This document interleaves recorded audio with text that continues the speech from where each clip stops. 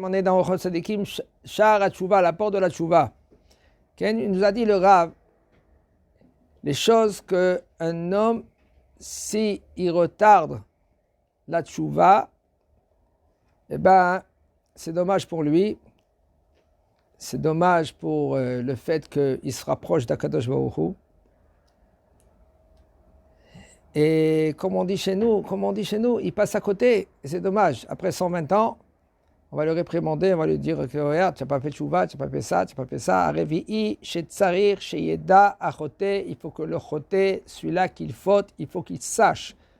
Chez kol averotav, chez avar, que tous les averot qu'il a passé pendant toute sa vie, les averot qui sont petits ou les averot qui sont grands, tous les pensées, les mauvaises pensées qu'il avait, mauvaises pensées, c'est pareil qu'un homme y croit. Il regarde une femme, mais il a une mauvaise pensée. C'est pareil que c'est là-bas. Mauvaise pensée, c'est même qu'il a sinatrinam.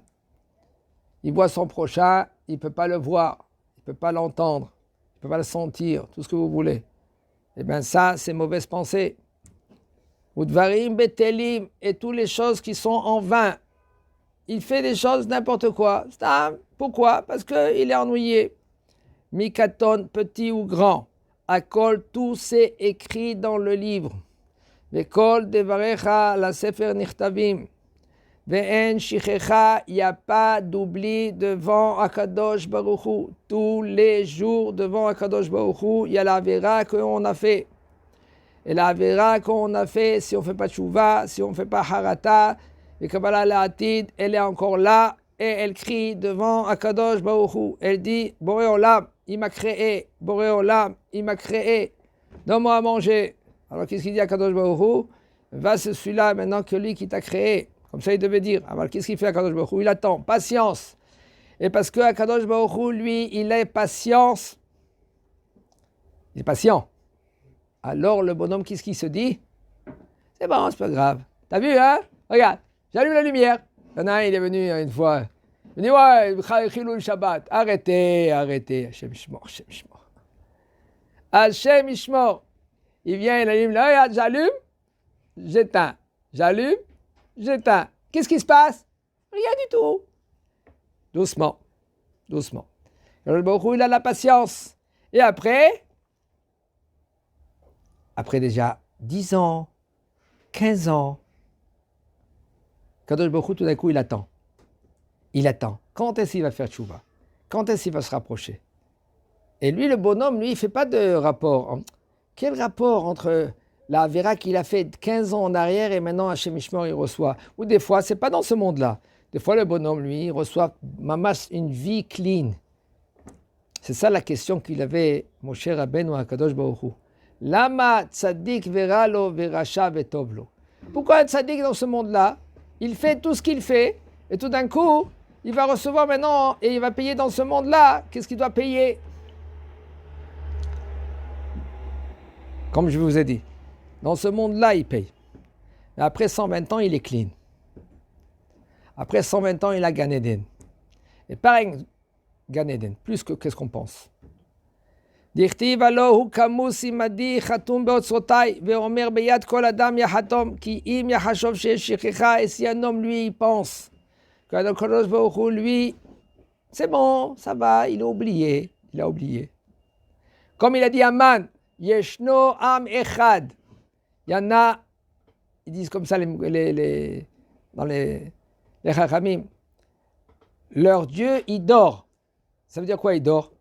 Ça veut dire ça va, il ne fait pas attention à eux. Et il les a mis de côté. Comme ça, ils croient au mot Olam. Il y en a certains peuples qui pensent comme ça. Quand Kadosh Baruch Hu nous a mis de côté, Kadosh Baruch Hu, des fois, lui, qu'est-ce qu'il fait? Astor, Asteret, Panay. Je me cache. Ça veut dire quoi, je me cache?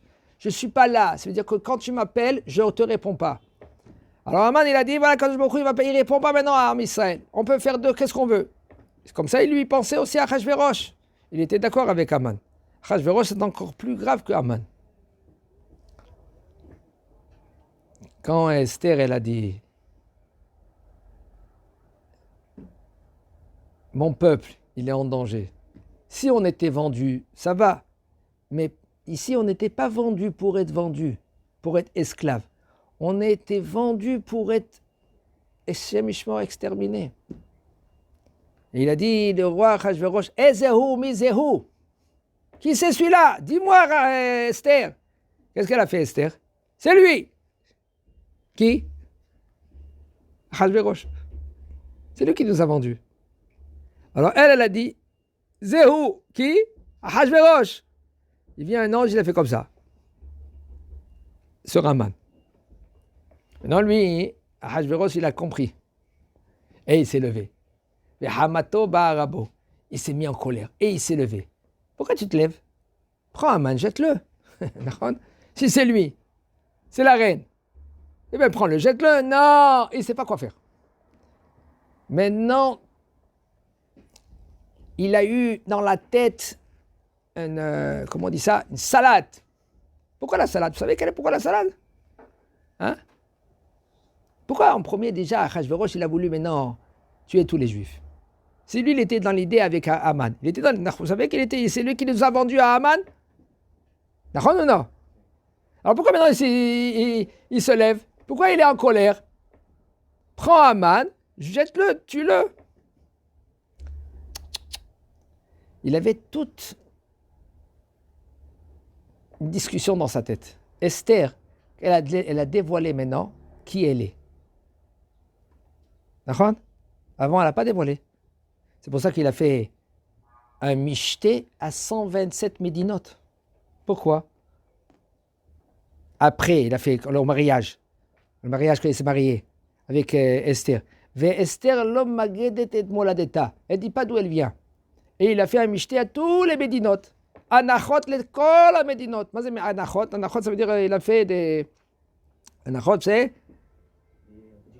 réduction. Parce que Esther, il ne dit pas peut-être elle vient de ce pays-là, ce pays-là, ce pays-là. Quand maintenant, Esther, elle lui dit, je suis juif. Et Achashverosh se dit, quoi? Tu es juif? Maintenant, je comprends. Ils lui ont dit, les astrologues, à Achashverosh, que tu sais qui c'est qui va prendre ta place? Il dit qui c'est? Et c'est un juif. Quoi? Un juif? Elle dit oui, c'est un juif. Il était d'accord avec Haman quand Haman il a dit, tu sais, on va faire moite-moite. Toi, tu me donnes ce peuple, moi je te donne l'argent. Shekel, 10 000 shekels. Et c'est bon. Il était d'accord. Quoi? Parce qu'un juif va lui prendre sa place. Quand maintenant Esther, elle lui dit, tu sais, Achashverosh, je suis juif. Il a compris que son fils, à lui, il va être roi de Esther. Là, il se lève et il ne sait pas quoi faire. Haman, dans un sens, je suis ami avec lui. Mais dans un autre sens, il veut tuer qui est? Tout le peuple juif. En fin de compte, son fils, c'est un juif. Il ne savait pas quoi faire. Il s'est levé, il est sorti. Quand il est rentré, il vient maintenant qui? Un ange, il pousse Haman vers le lit de Esther et il dit, Agam nichbosh et malka emi babait. Tu veux prendre maintenant la malka, la reine, chez moi à la maison?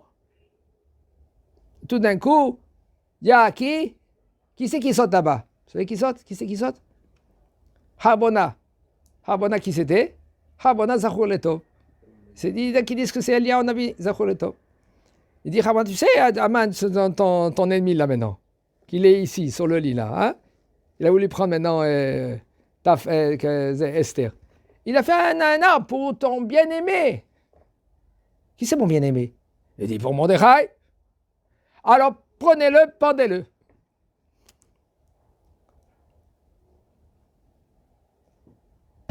Et là, on a terminé l'histoire. Et tout ça, qui c'est qui l'a décrété qu'on le pend à Haman? Vous savez qui c'est? Qui c'est qui a décrété que Achashverosh, il a pendu Haman? C'est Haman lui-même. Et ça, je vais vous laisser autant que Kushia. Comment c'est possible que Haman, lui, il s'est pendu lui-même? Alors, je vais vous faire... Dans le Michté, quand il a dit de emmener Vashti sans habit, Achashverosh lui-même, il a dit de emmener Vashti sans habit, nachon. Et comme il était sourd, Aman, après qu'elle a refusé, il a dit Aman à Achashverosh, comment c'est possible maintenant, elle a refusé maintenant de venir? Avant que ce moment-là, que Achashverosh, lui, quand il voulait décréter quelque chose, il était obligé de décréter devant tout le monde, devant tous les députés. Tous les députés. Et là, au moment-là, Aman, il a dit, ma pitom, c'est pas un roi, toi. Un roi, lui, il va décider seul. Et ils ont décrété que ce jour-là, le Achashverosh, lui, il va décider seul. Qui c'est qui a décidé ça? Aman. Et en fin de compte, quelques années plus tard, le roi Achashverosh peut dire maintenant, prenez Aman, pendez-le. Parce que si c'était non, si vous ne pouvez pas, rien que le lendemain matin, il va dire, mettez-le en prison. Demain, on va décider avec tous les députés. Il va parler avec tout le monde, il va parler avec les députés. Non, on a mal compris, vous avez mal compris. Il n'a pas voulu faire comme ça. Ils auraient calmé les choses et les Amalek, ils sont restés encore. En fin de compte, Aman, il a dit au roi conseil et c'est lui qui s'est fait pendu. Chazak Baour.